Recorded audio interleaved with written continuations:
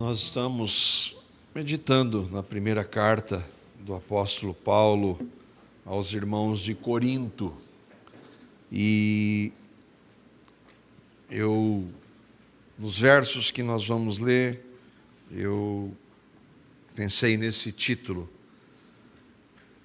que é bastante contundente. A graça de Deus faz tudo. E como eu já compartilhei com vocês, procuro sempre pegar algumas imagens de inteligência artificial que tentam retratar um pouco do que vai ser abordado e do tema da mensagem. Eu gostei muito dessa imagem da mão de Deus, essa mão que concede tudo que nós precisamos. Absolutamente tudo. A graça, ela é central na verdadeira fé cristã. O único e verdadeiro evangelho é o evangelho da graça de Deus. Não existe outro evangelho. Paulo vai, e nós vamos ver isso, se Deus quiser, se Jesus não voltar até lá, na segunda carta dele aos irmãos de Corinto, quando alguns estavam trazendo um outro evangelho, mas que ele mesmo diz que não é o evangelho, mas sim alguns que querem enganar vocês. E ele usa, Paulo, que é o pregador da graça, ele usa essa expressão, o evangelho da graça de Deus, em Atos 20 e 24, quando ele vai falar pela última vez para os presbíteros de Éfeso, uma igreja que ele plantou também. Ele ia encontrar aqueles presbíteros e ele diz para eles: olha, eu nunca deixei de anunciar a vocês todo o conselho de Deus. E ali foi um momento de muita tristeza, porque eles não mais veriam o apóstolo. E naquela conversa, Paulo fala do evangelho da graça de Deus.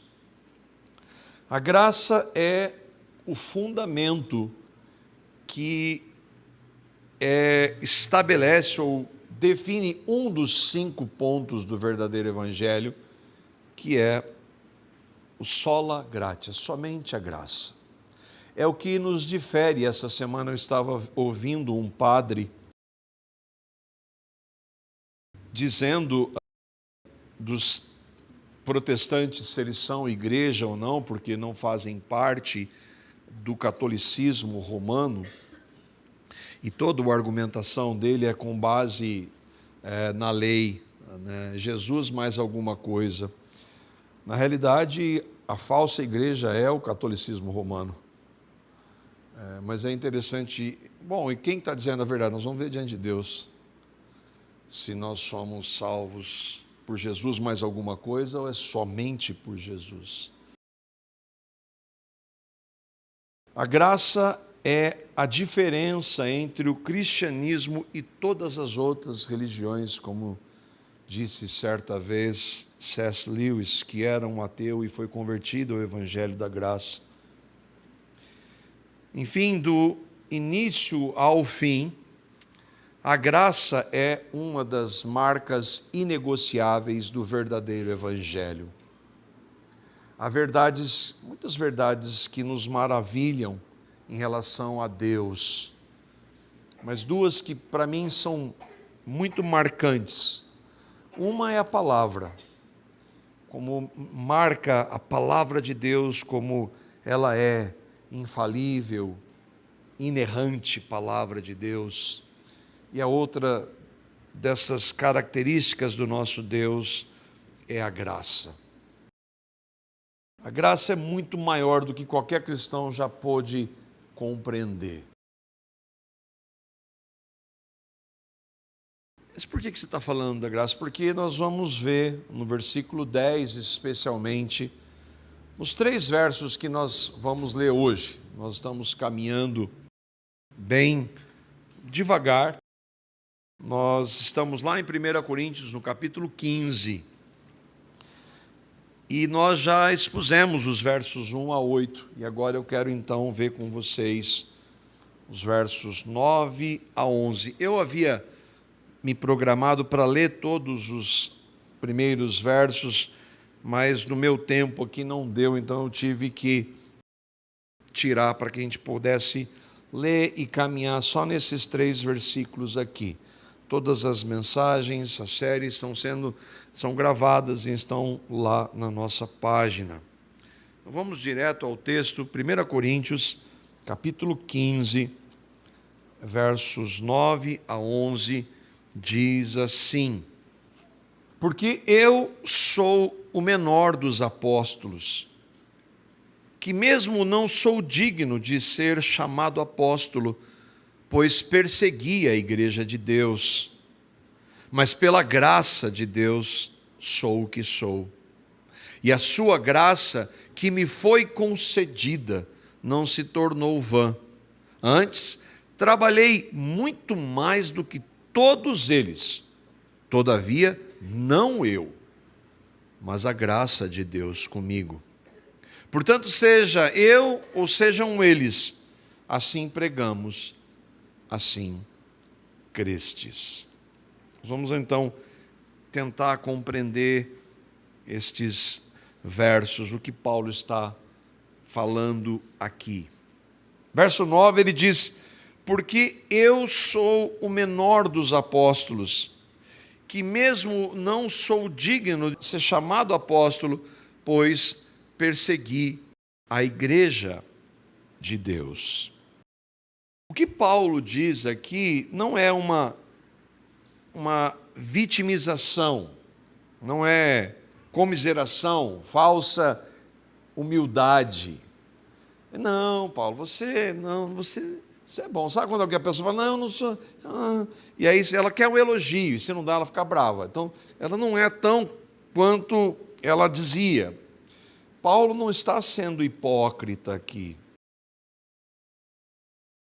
É o reconhecimento dele, como nós vamos ver no verso 10, que qualquer bem que alguém faça, porque não há ninguém que faça o bem, nenhum só, ele escreveu em Romanos. Quando alguém faz o bem genuíno, é Deus em sua graça produzindo esse bem. E Paulo sabia disso.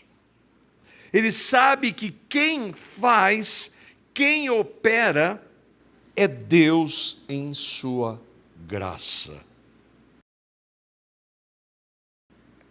Isso nos marca porque, humanamente falando, Paulo não era o menor. Paulo não foi o menor dos apóstolos, da nossa perspectiva. Ele foi o maior dos apóstolos.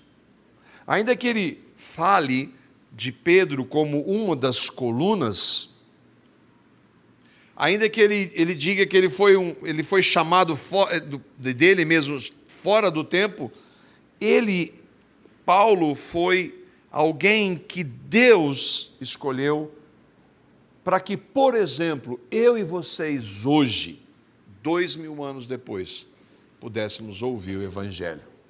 Porque Deus o escolheu para quê? Para pregar o Evangelho para quem? Para os gentios.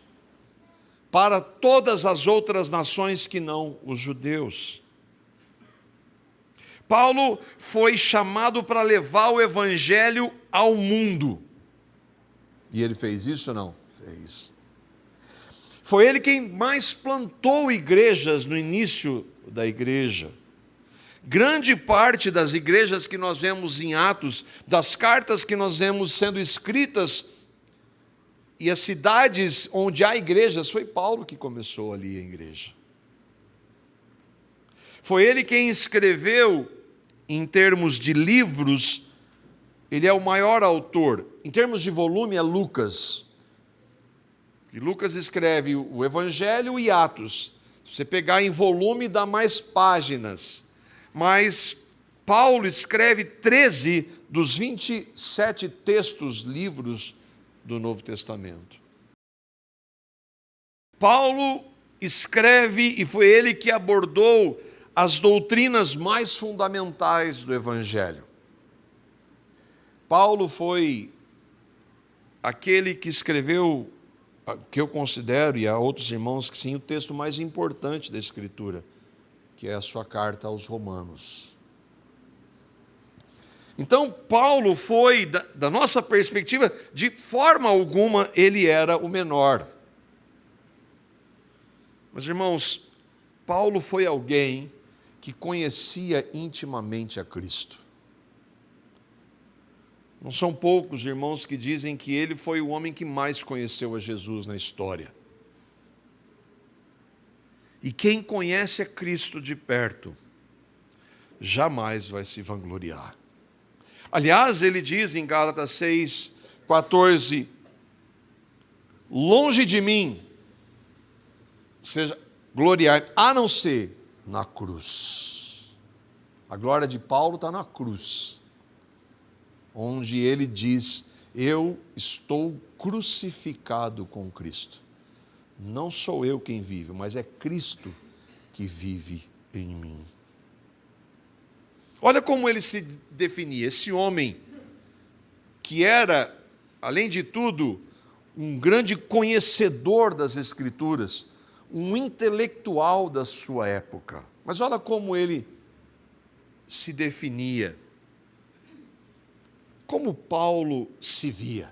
Romanos 7:24, ele diz, miserável homem que eu sou. 1 Coríntios 15:9, ele diz, como nós vimos, eu sou o menor dos apóstolos. Gálatas 6:3, ele diz, eu não sou nada. Aquele que pensa ser alguma coisa, sendo nada, ele diz, e ele está falando, exortando a igreja da Galácia, mas é óbvio, ele está incluído nisso. Ele diz que, além de ser o menor dos apóstolos, ele era o menor de todos os santos, de todos os cristãos. Efésios 3:8. E para fechar com chave de ouro, um dos últimos textos, 1 Timóteo 1:15, eu sou o principal dos pecadores. Do ponto de vista humano, tem muito mais gente miserável do que Paulo. Tem muito mais, dentre os apóstolos, na minha compreensão, ele era o maior. Ele era muito mais do que para reconhecer que não era nada. Menor de todos os santos, o apóstolo Paulo, principal dos pecadores, o maior. Da perspectiva humana, ele não era nada disso. Mas o referencial dele, das suas pessoas, é Cristo. E aí acabou qualquer comparação. Eu tenho grande dificuldade com crentes que gostam de elogios, esperam reconhecimento, aplauso, e querem o protagonismo, que se orgulham de suas, bem grandes aspas, suas obras, que se vangloriam da sua maturidade, de seus esforços, na sua caminhada de santidade, de suas vitórias. Tudo, esses suas aí, tudo entre aspas. Lembra o que ele disse? O que você tem que você não recebeu? E se você recebeu, por que você se vangloria como se não tivesse recebido? Só esse texto aqui que ele escreve nessa carta, nesse texto que nós estamos lendo. O que você tem? A resposta é qual, irmãos? Nada.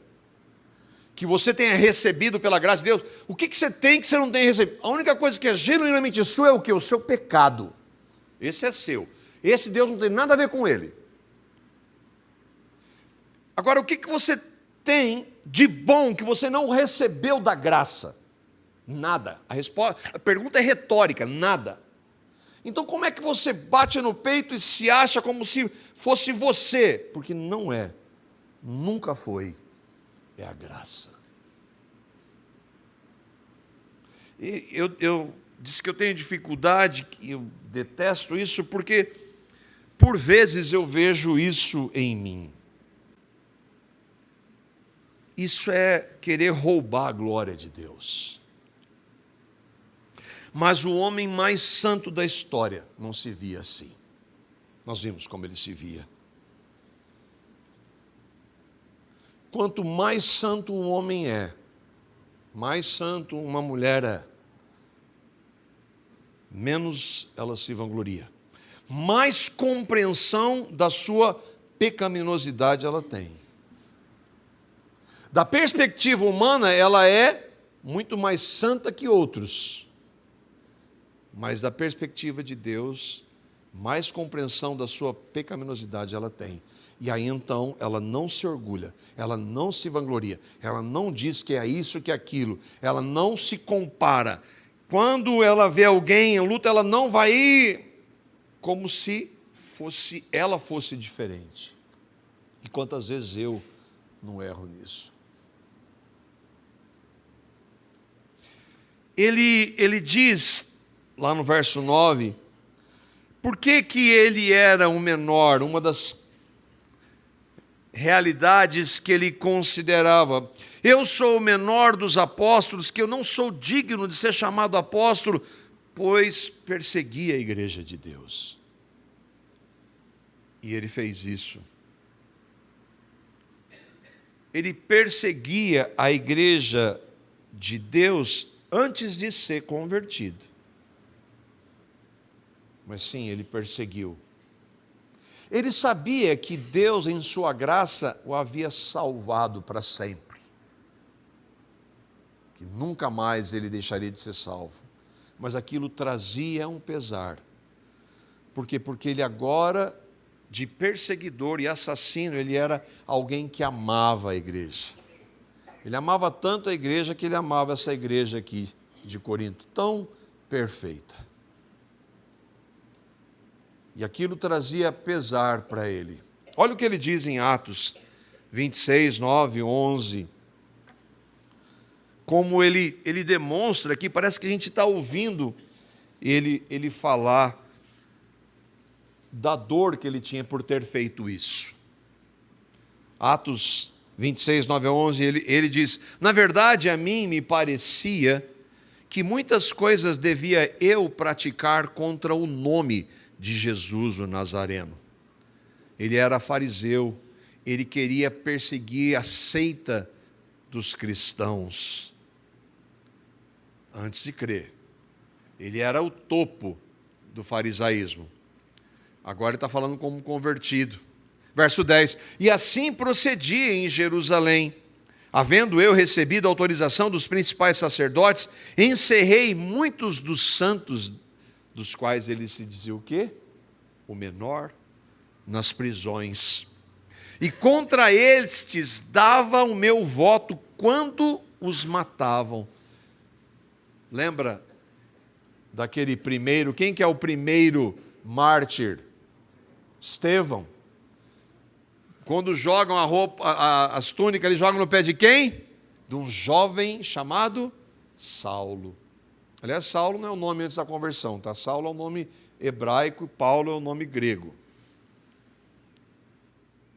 E aí então, ele consentia, não foi só na morte de Estevão não, de outros ele está dizendo. Muitas vezes os castiguei por todas as sinagogas, não é maravilhoso?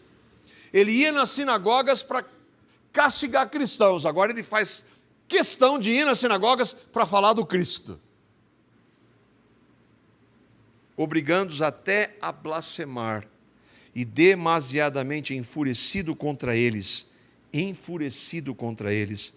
mesmo por cidades estranhas, os perseguia. Então, quando ele lembra, ele fala: eu sou menor, porque eu persegui a igreja.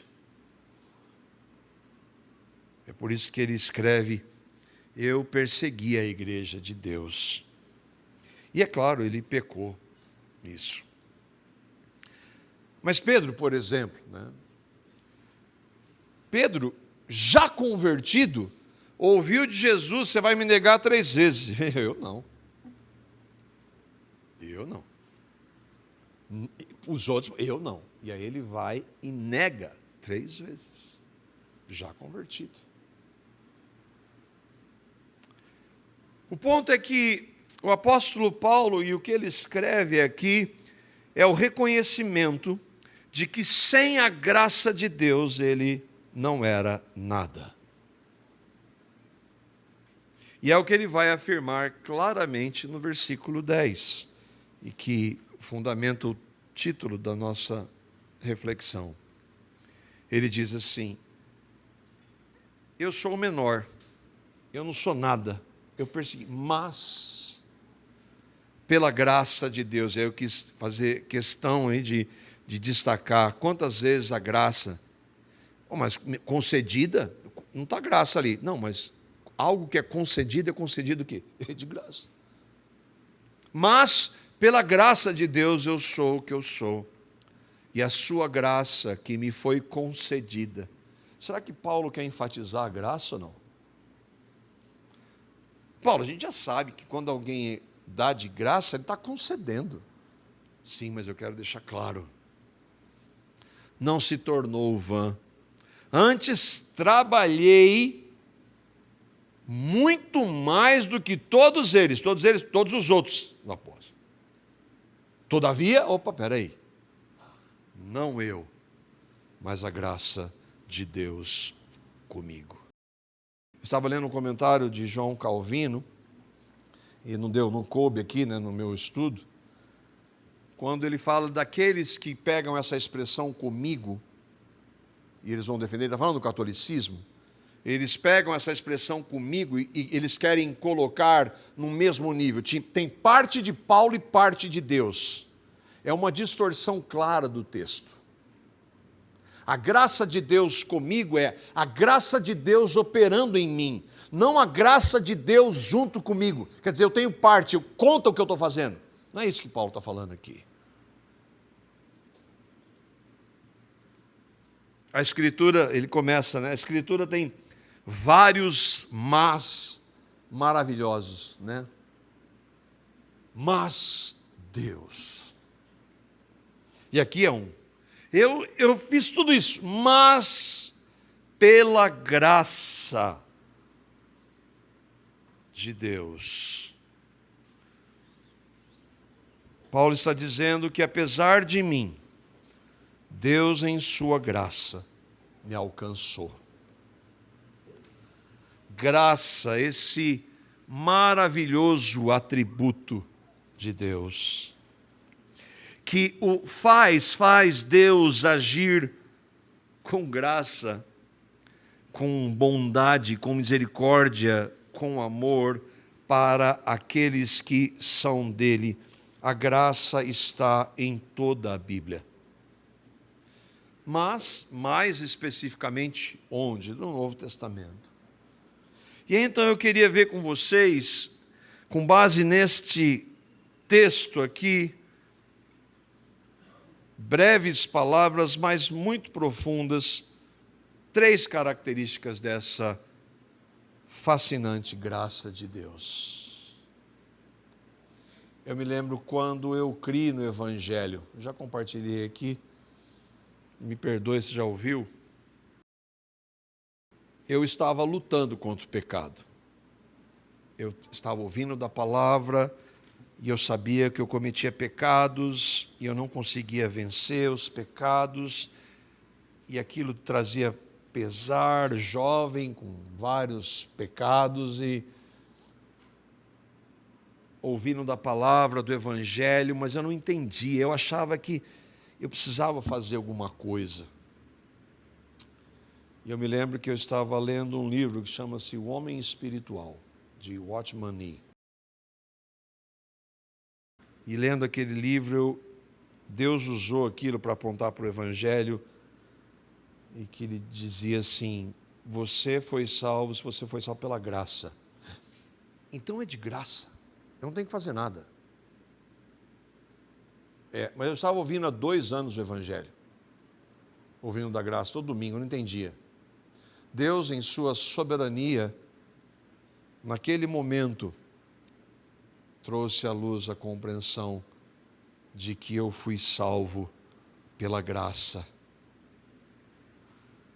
A primeira característica da graça é a graça de Deus na eleição, na escolha de Deus. Aonde está isso? Paulo diz, pela graça de Deus, eu sou o que eu sou. E aí não tem como, tempos atrás eu trouxe essa reflexão, como Deus salva o homem. E eu peguei a vida de Paulo. Não dá para ler a conversão de Paulo e dizer que Paulo estava buscando a Deus. Porque ele falou aqui, como nós vimos, como Deus escolheu Paulo. Um dos graves erros da teologia contemporânea, humanista, é a ideia da fé prevista. Deus escolheu Paulo, e ninguém discorda que Deus escolheu os seus antes da fundação do mundo, porque a Bíblia diz. Mas alguns vão dizer que Deus escolheu porque Deus viu lá na frente que alguém ia crer. Ou seja, Deus escolheu os que o escolheram. Isso é um absurdo gigantesco. Mas grande parte dos evangélicos defendem isso. Porque eu tenho que limpar a barra de Deus. Porque não seria justo. Porque não seria amor. Mas o que eu e vocês entendemos de justiça e amor? Nada. A nossa justiça, para nós termos um parâmetro, está representada no nosso glorioso tribunal, que se fala todo dia. Aquilo lá é o nosso... Você quer saber qual é o nível da nossa justiça? É o que está do governo do nosso país hoje. Isso aí é que nós conseguimos chegar de justiça. Então, eles querem dizer que Deus escolheu Paulo porque ele viu que Paulo lá na frente ia crer.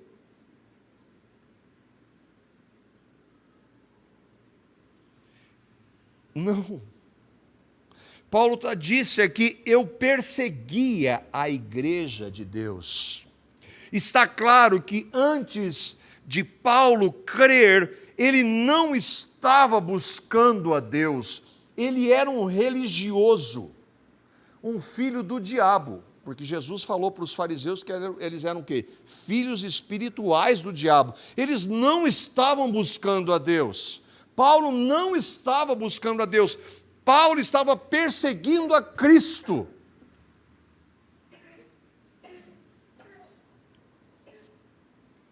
Antes de Paulo crer, ele não tinha fé, porque a fé é um dom de Deus. O Senhor é o autor. O que é o autor? É aquele que concebe e o consumador da fé. Paulo não tinha fé. Como é que Deus viu que ele ia crer se ele não tinha fé para poder crer? Ele creu porque Deus deu fé para que ele pudesse crer. Como ele escreveu aos Filipenses, a vós foi concedida a graça de crer. Você crê no Evangelho? Saiba que se você crê, você creu porque Deus concedeu a graça para que você e eu pudéssemos crer. Antes, sem a graça, Saulo, na verdade, rejeitava e odiava a Cristo. Jesus disse: vai haver um tempo em que aqueles que vos perseguirem e vos matarem estarão pensando que estão fazendo o serviço para Deus. Saulo era esse.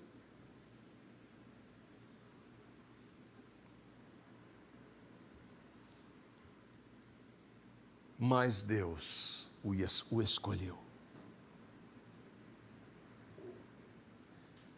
Paulo é a grande referência para mostrar que a escolha de Deus é uma escolha graciosa, amorosa, misericordiosa e soberana.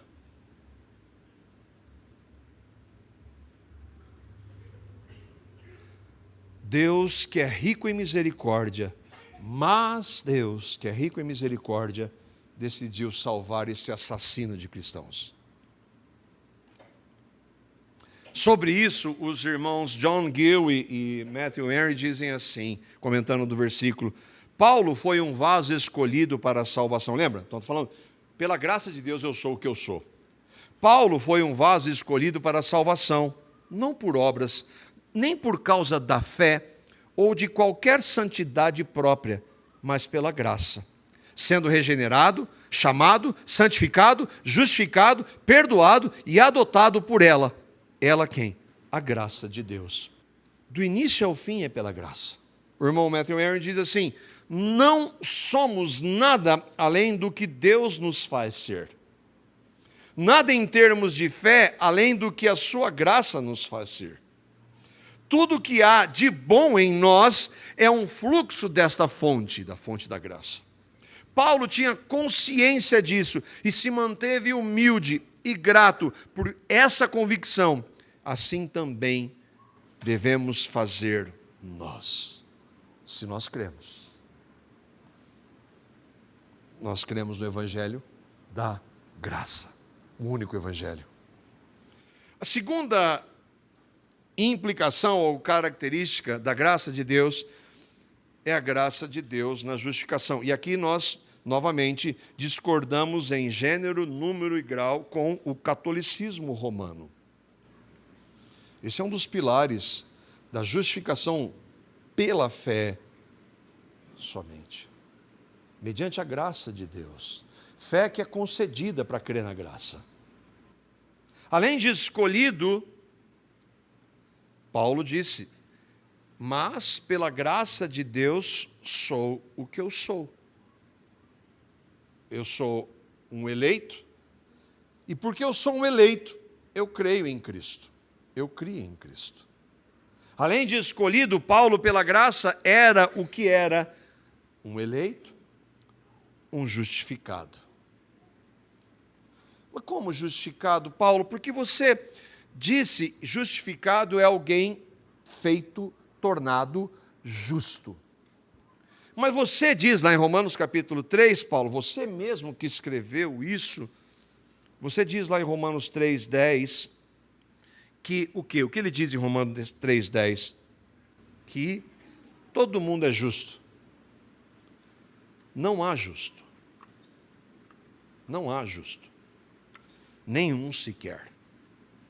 Nunca houve sobre a face da terra uma única pessoa que fosse justa, a não ser o justo, Cristo. Mas Paulo era um justificado pela graça. E aqui é muito importante que nós entendamos. Deus, por ser justo, Ele é justo. O justo juiz, que vai exercer justiça plena no fim, com aqueles que rejeitam o seu filho, e que já exerceu justiça plena com aqueles que creem no seu filho. Por ser justo, ele então exige justiça. Não é como nós, a desgraça que é da política, e eu volto e meia falo isso, eu fico nesse embate, às vezes a minha esposa me corrige: você está ouvindo essa porcaria? E eu estou. Aí, Senhor, tem misericórdia. Aí, né? Porque o nosso padrão de justiça é isso que nós vemos no nosso país, é deplorável. E nós negociamos a justiça nossa, mas Deus não. Deus não pode negociar quem Ele é. Ele, e um dos seus atributos é que Ele é justo. Ele não vai abrir mão da sua justiça, Ele não pode fazer isso. Então Ele exige que todo ser humano seja, para que ele possa ser aceito, o ser humano, ele seja o quê? Justo. Mas não tem justo, nenhum sequer. Nós somos, pelo contrário, pecadores. Desde que nascemos, injustos, nas mais diversas formas que eu e vocês podemos pensar. Pegue os 10 mandamentos. Quantos você obedece? Nenhum. Nenhum. Ah, eu nunca matei. Mas o que Jesus falou? Eu nunca adulterei. Mas o que Jesus falou? Nós sabemos, né? Deus não pode aceitar o ser humano sendo o que nós somos, injustos. O homem precisa se tornar justo, mas isso é impossível. Porque nascemos em pecado e cometemos injustiça toda a nossa vida. O que acontece então? Deus concede de graça a sua justiça. Isso é maravilhoso. E é por isso que me revolta quando a religião diz que não, é Jesus mais alguma coisa, porque não é. Porque isso é uma mentira do inferno. Pode ser a religião que for. Pode ser a maior religião cristã.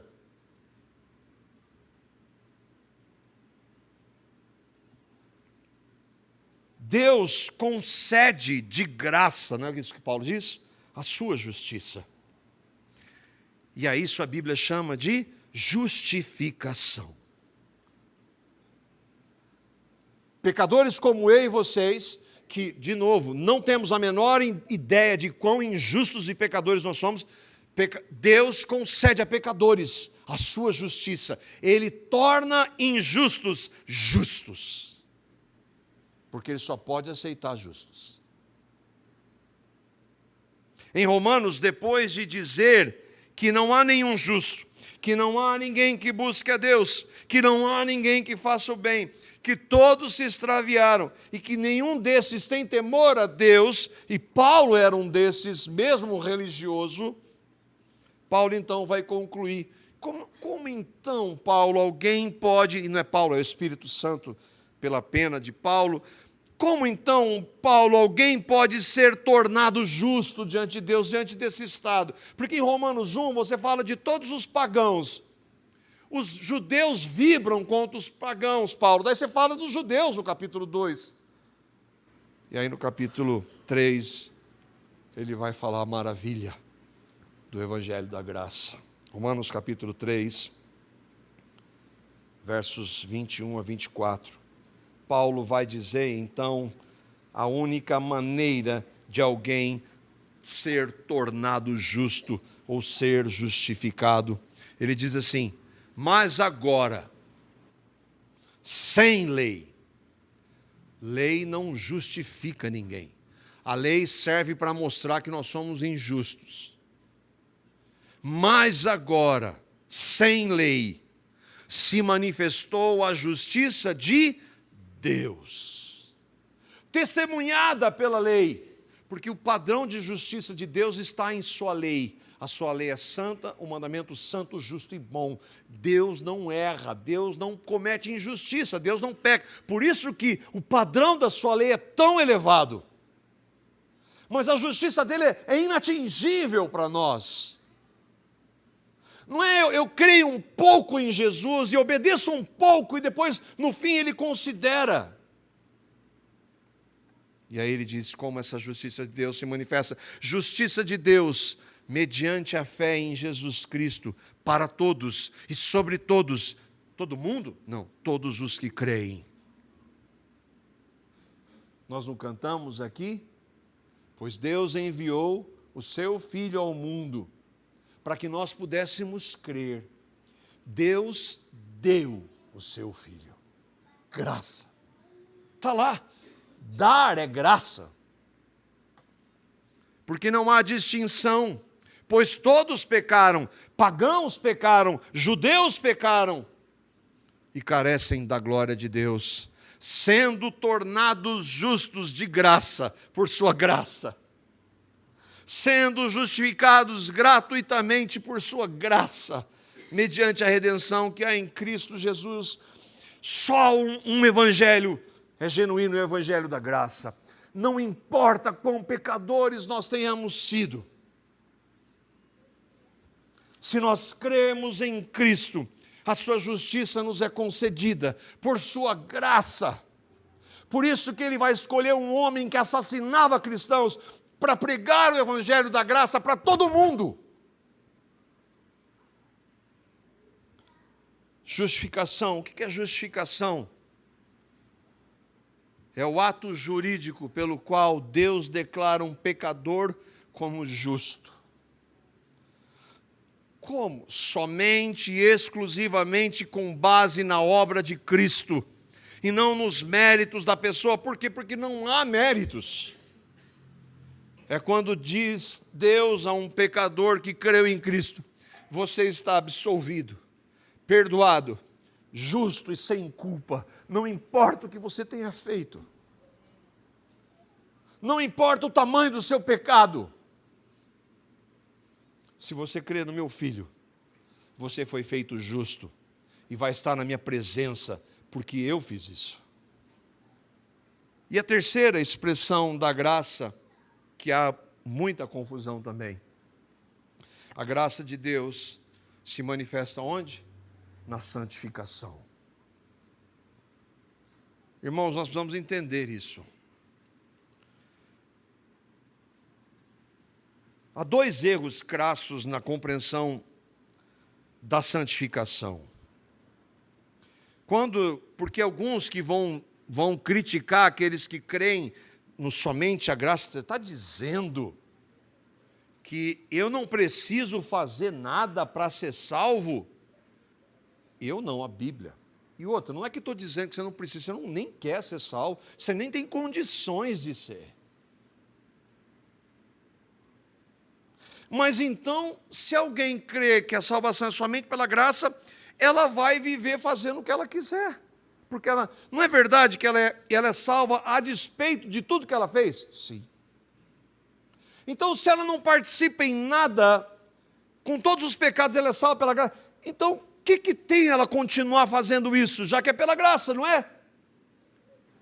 Há aqueles que distorcem isso. Há pastores hoje fazendo isso. Populares. Umas distorções da graça é a dos libertinos. Estes destroem a graça, ou destruir a graça é impossível, distorcem a graça, afirmando: se é tudo pela graça e que não temos que fazer nada, nem podemos fazer nada, então qual é o problema de nós continuarmos na nossa vida de pecado? Mas isso aqui não, mas não tem problema, é a graça. Bom, o mesmo Paulo que escreveu isso aqui vai escrever lá na frente um pouco. Lembra? A carta de Paulo aos Romanos não tem capítulo nem versículo, é uma carta só, é um ensino só, do início ao fim. Capítulo 6, Paulo vai ser muito duro com aqueles que querem distorcer a graça, os libertinos. E eles estão aí, estão na internet, são pastores evangélicos. Não do evangelho da genuína graça de Deus. Olha o que Paulo vai dizer, inspirado pelo Espírito Santo. Romanos capítulo 6, versos 1 a 4. Já que então é pela graça, Paulo, você está defendendo isso aí, não é? Aí ele vai dizer: que diremos, pois? Permaneceremos no pecado para que seja a graça mais abundante? Porque o raciocínio é esse. Se é pela graça, não tem que fazer nada. E eu nunca fiz nada, então o que tem eu continuar? Não vai mais mostrar mais graça, mais pecado, não mostra mais graça? E aí Paulo diz, ele grita, de jeito nenhum. Quem pensa assim não creu no Evangelho da graça. Que é um pretexto para viver na prática do pecado, distorcendo o Evangelho. E aí ele vai trazer para nós a lembrança, aqueles que creem, como viveremos ainda no pecado, nós que para ele morremos? Como assim, Paulo? Irmãos, é uma das verdades, a verdade é que, Paulo vai falar isso em Romanos capítulo 5, que Cristo, nós vimos, Cristo morreu, nós vimos aliás há pouco, no último estudo, o Evangelho é que Cristo morreu pelos nossos pecados, segundo as Escrituras, e ressuscitou, segundo as Escrituras, mas é tão verdade quanto isso, quando Paulo diz aqui em Romanos, mas que nós morremos com Cristo, nós estávamos crucificados em Cristo, como ele diz aqui. Ele diz, ou porventura ignorais que todos nós que fomos batizados em Cristo Jesus, fomos batizados na sua morte. Naquele momento da simbologia do batismo, aquilo lá aponta para que no momento que nós somos imersos, nós estamos apontando para a nossa realidade de que nós somos crucificados com Cristo. Nós morremos com Cristo. Se eu morri com Cristo, como é que eu vou viver na prática do pecado? E ele diz, não. Quem está pregando isso, está pregando um falso evangelho, distorcendo a graça. Fomos, pois, sepultados com ele na morte pelo batismo, para que, como Cristo foi ressuscitado dentre os mortos pela glória do Pai, agora Cristo habita em mim, assim também andemos nós em novidade de vida. De maneira perfeita? Não, mas Cristo transforma a nossa vida, transforma o nosso caráter, transforma os nossos valores, transforma os nossos gostos.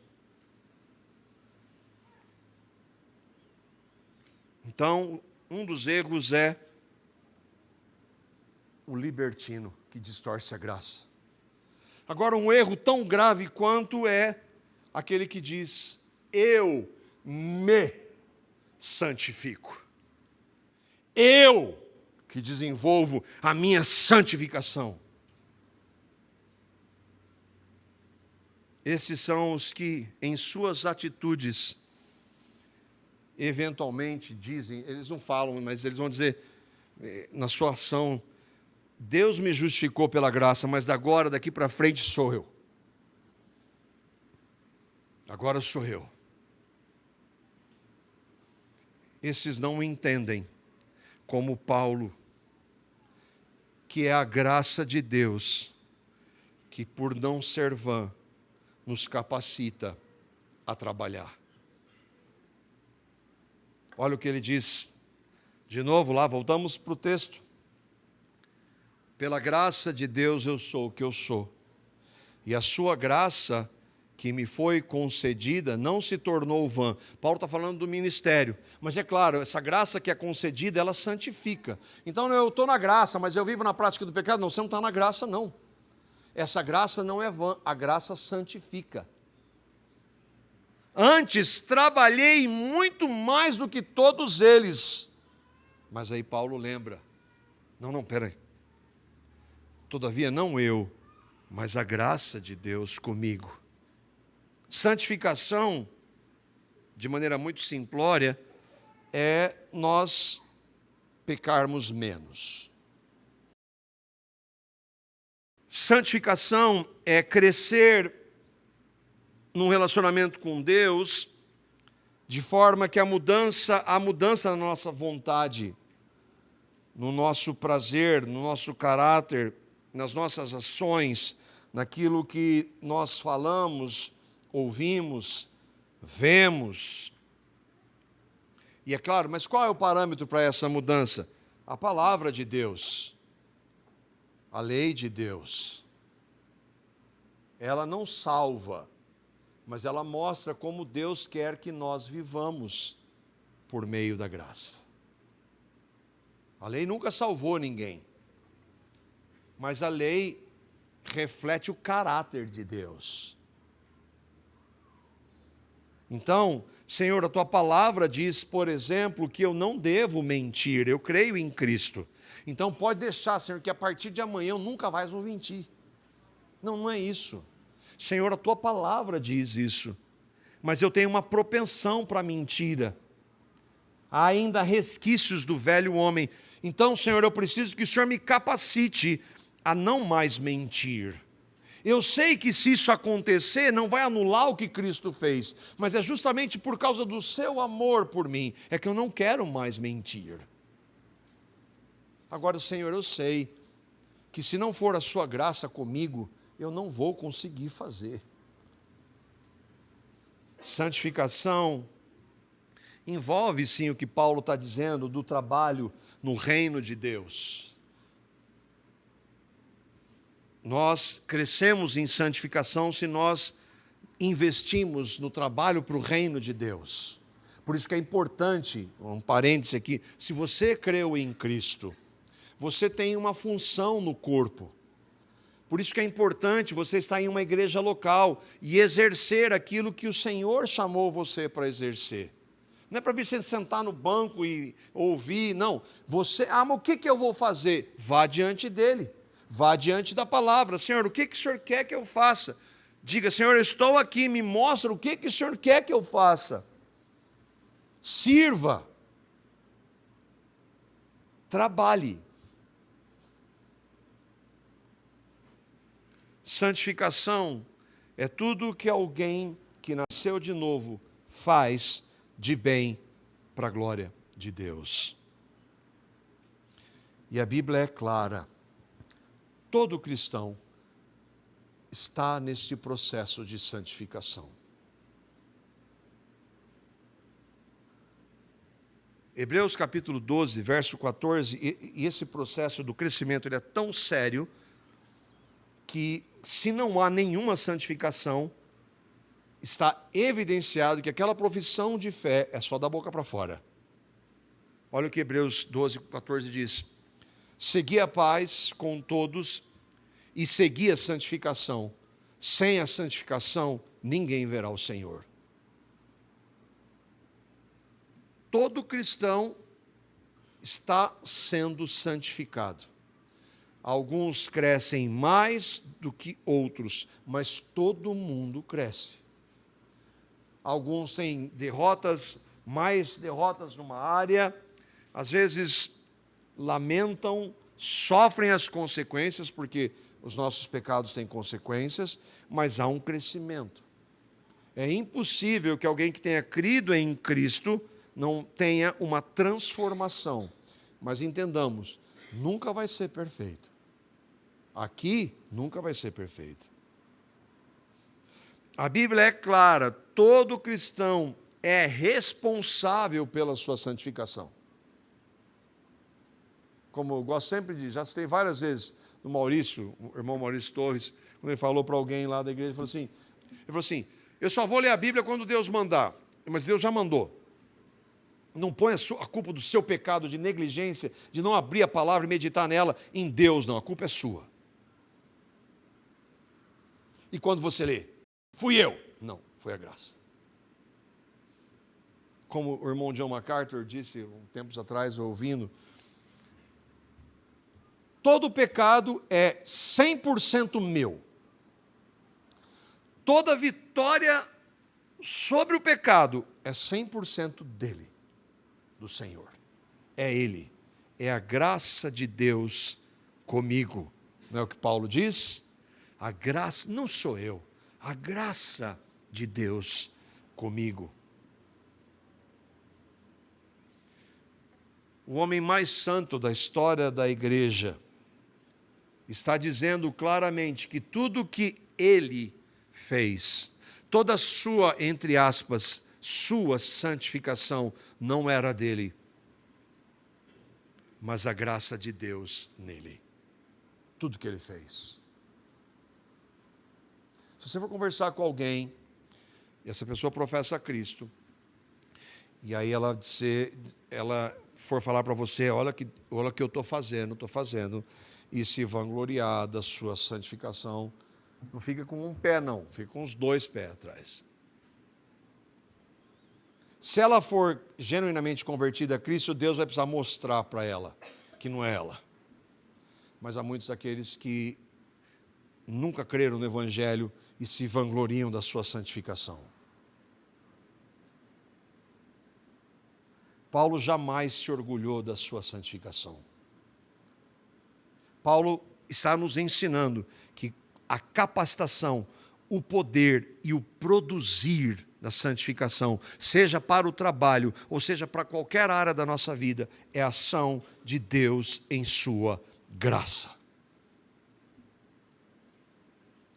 Olha o que ele fala para Tito, capítulo 2, versos 11, 12. Aqui ele está falando então da graça na santificação.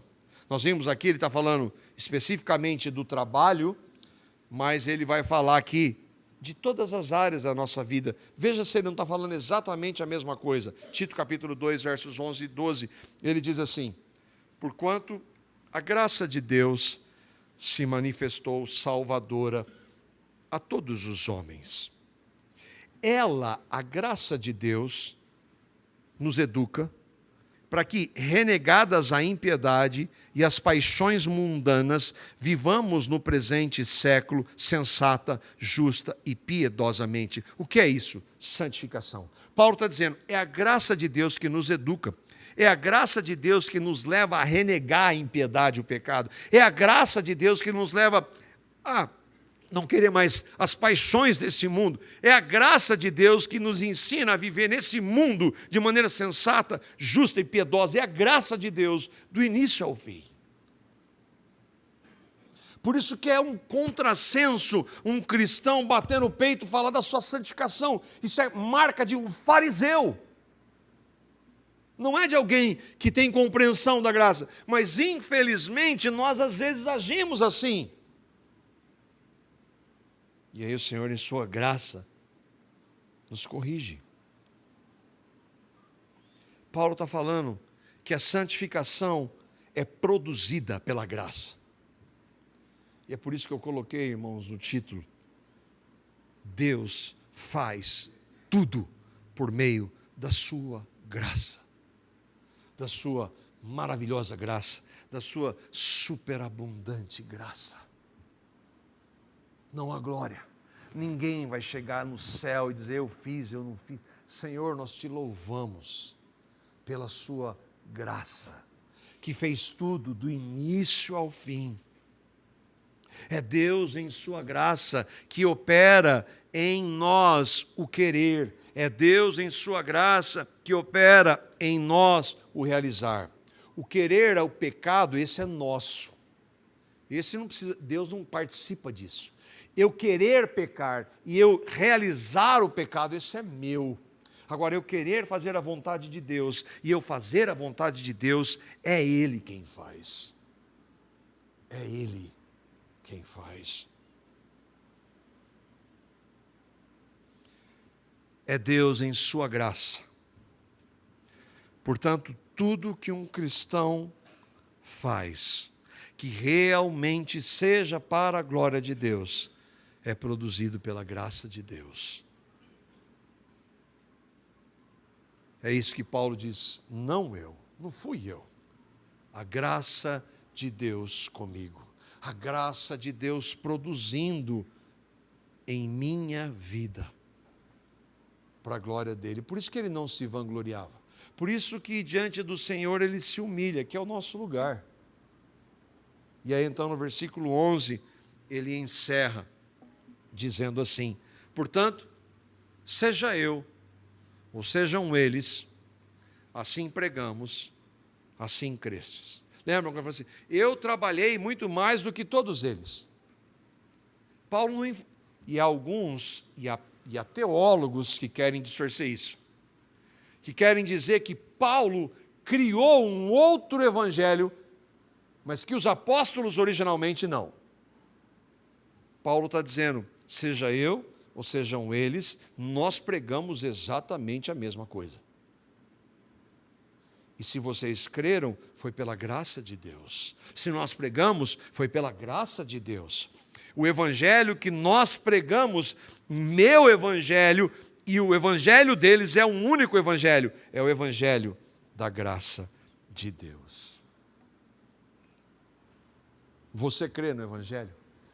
Houve um momento em sua vida que você creu se arrependendo de seus pecados, reconhecendo que Deus fez isso por amor e de graça, a sua morte e ressurreição, e você o recebeu, você confessou isso. E se você creu, se nós cremos, irmãos, entendamos, nós precisamos andar com o Senhor, em comunhão com Ele. Não são as nossas resoluções, não é a nossa resiliência que vai nos dar vitória sobre os nossos pecados, é andarmos com Ele, é levarmos o morrer de Cristo para que a vida de Cristo se manifeste nos nossos corpos mortais. E essa vida é por meio de um relacionamento com Ele, novidade para vocês, que se dá pelos meios da graça. Quanto mais nós andarmos com o Senhor, mais Ele, em sua graça, vai nos santificar. Eu espero que, se você não creu ainda e não está entendendo nada que eu estou te falando aqui, fala: Deus, eu quero saber se isso é verdade, eu quero para mim. Se você creu no Evangelho, que eu e vocês busquemos ao Senhor, busquemos andar com Ele, na sua palavra, falando com Ele, servindo, estando com os outros filhos dEle, para que nós cresçamos nesse relacionamento, então a vida dEle vai se manifestar em nós. Amém?